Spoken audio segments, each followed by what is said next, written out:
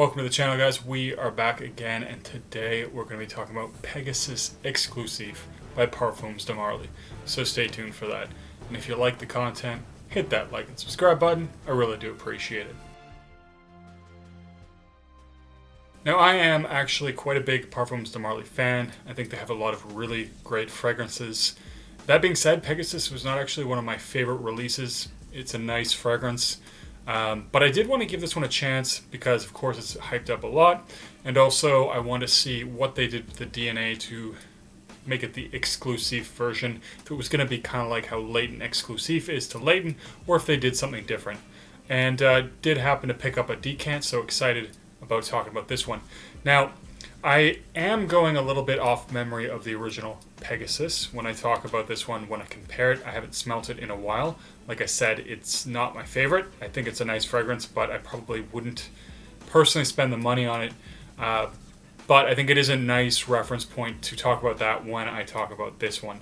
So, one thing I will say is this is definitely a much more complex fragrance than the original Pegasus. I find that, or at least what I remember of the original Pegasus, is it's almonds, it's vanilla, and it has a metallic vibe. And it's a beast mode performer. Projection, performance, longevity, all that is amazing. Lasts like all day.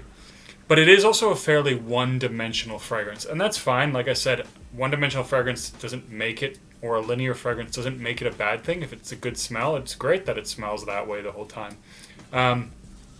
I think, I don't have a problem with linear fragrances.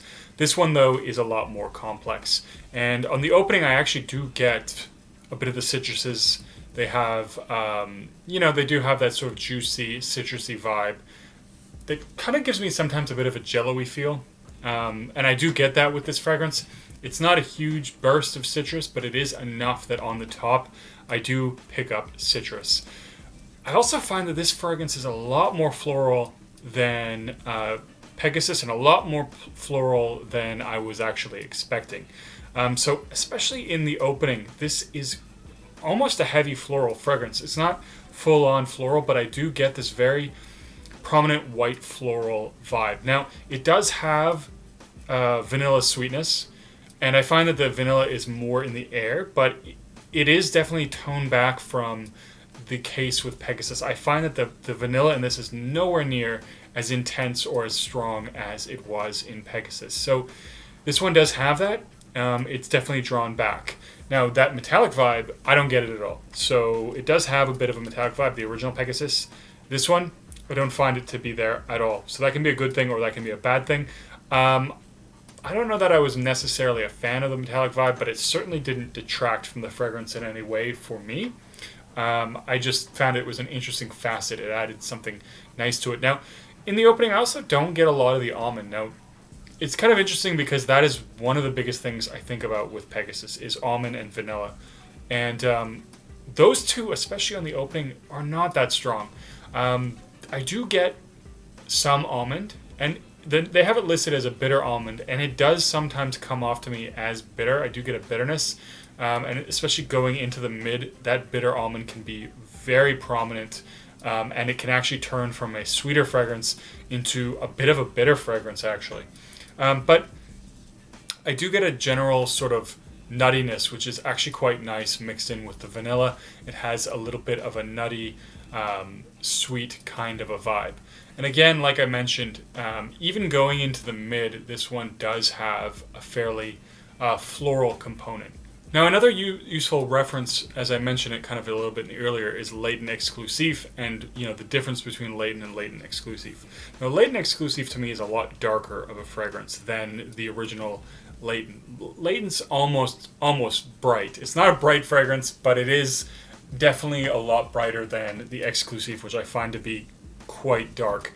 This fragrance to me is not that dark, and I only get sort of hints of that kind of exclusive DNA.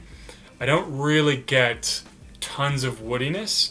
I do find that it does have some woodiness, especially as you approach the dry down. I get a lot more of that guaiac wood, and I do find that it's like a creamy vanilla and woody fragrance predominantly in the dry down. So it is, in that sense, a little bit more masculine, I think, than the original Pegasus, which to me does actually smell a little bit like Dior Poison, Hypnotic Poison. I think that's the one. Not quite the same fragrance, but they're similar fragrances for sure. And I have had women that I've had smell Pegasus comment that they did think it was a feminine fragrance. But anyways, because this one is woodier, I do think it is a little bit more masculine. And so if you found Pegasus to be maybe a little more feminine or a little too sweet, this could actually be something that you like a little bit more. It still has a little bit of that Pegasus DNA, but to me it's not there's a lot of things that are different and a lot of things that are missing to make it smell exactly like Pegasus. It has some of the underlying tones, has that almond, and it has the vanilla, but again, it does have that woodiness. Now, I don't really get a lot of oud. I think there's oud in this. I'd have to check the notes a little bit, but I think there's oud with this. They've kind of done the similar idea of what they did with Latent Exclusive, although the way that it's executed, to me, I find that it's not that much different, or it's not as dark. I do get some instances where it does feel a little bit darker, and sometimes in the mid, I definitely pick up a little bit more of the woodiness, but definitely in the dry down, this one is way more woody. And what you have also with the Exclusive is that it's a much more complex fragrance that has a lot more dimensions and changes over time. So as I mentioned, Pegasus, it's kind of a linear fragrance, which is great if you like the fragrance, if you like the scent. But the Pegasus Exclusif is one that definitely changes a lot more over time. So it starts out floral, a little bit bright with the citrus, almost a freshie, really. There's a little bit of freshness there. And some slight almond, some slight woodiness that transitions. You get more of that bitter almond, and you get more of the woods and more of the vanilla over time and less of the florals. And it is actually, I will say it's a nice fragrance. I know some people have called this like a masterpiece. I don't know that I would go so far. But I have also talked to a bunch of people, or at least a few people, that weren't big fans of Pegasus, and they did try this one, and they liked it. So I think it is one that's worth getting your nose on, even if you didn't like Pegasus, because it, like I said, it's a little bit more masculine. The vanilla is drawn back quite a bit, and it doesn't have that metallic edge. So you might find this to be something that's a little bit more to your liking. Now, this fragrance, I think, is definitely best suited for the fall and winter. It is still a fairly sweet fragrance. It is still a fairly thick fragrance. And the performance in this one is pretty good. So the first time I tried this one out, I just put it on a tester strip.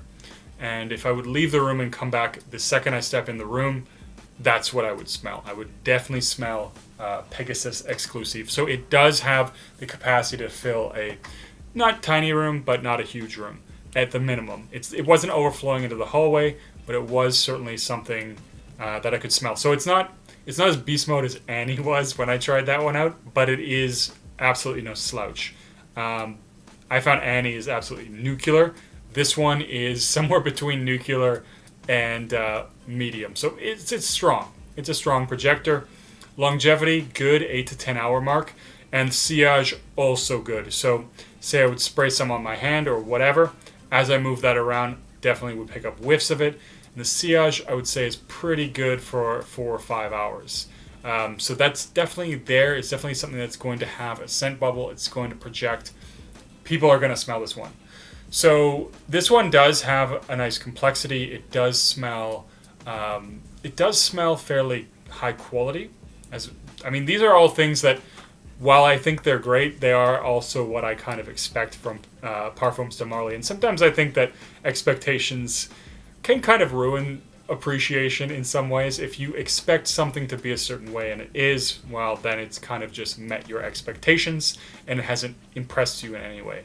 And so I'm not saying that's what happens here, but it definitely does meet the expectations that I have for a Parfums de Marly fragrance with respect to performance and longevity. But like I said, this is one easily could wear to a formal occasion or a night out. In fact, I could see definitely on a cooler evening going out wearing this one. It could be a daytime fragrance too, easily, especially if you're going to be outside. If I'm going to go outside and I'm going to be in the somewhat chilly weather, I think this is a good one because it is a little bit cozy. It is a little bit inviting, and especially in that dry down, you get a sort of woody, creamy vibe, which is a nice masculine feel to it, and it is very pleasant and very comfortable.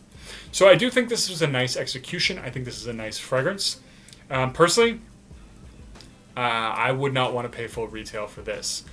That's my personal opinion. I know some people are happy to do that. If I were to pick this one up, I would wait until it's more available on the gray market. Again, that's me personally. And just because I don't want to spend the $390 or whatever it is US for this, which is an absolutely insane price. But then again, I always try not to pay retail wherever possible. So it is one that if you really liked certain aspects of Pegasus, you may find that you don't really like this one. If you didn't like Pegasus, you might actually like this one. So in either case, I think you should get your nose on it.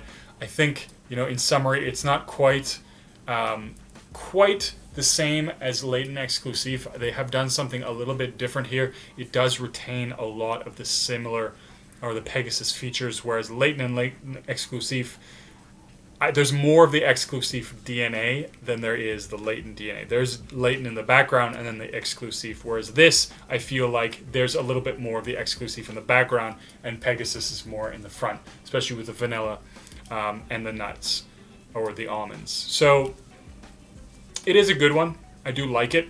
I don't personally love it, but like I said, I also didn't love the original Pegasus.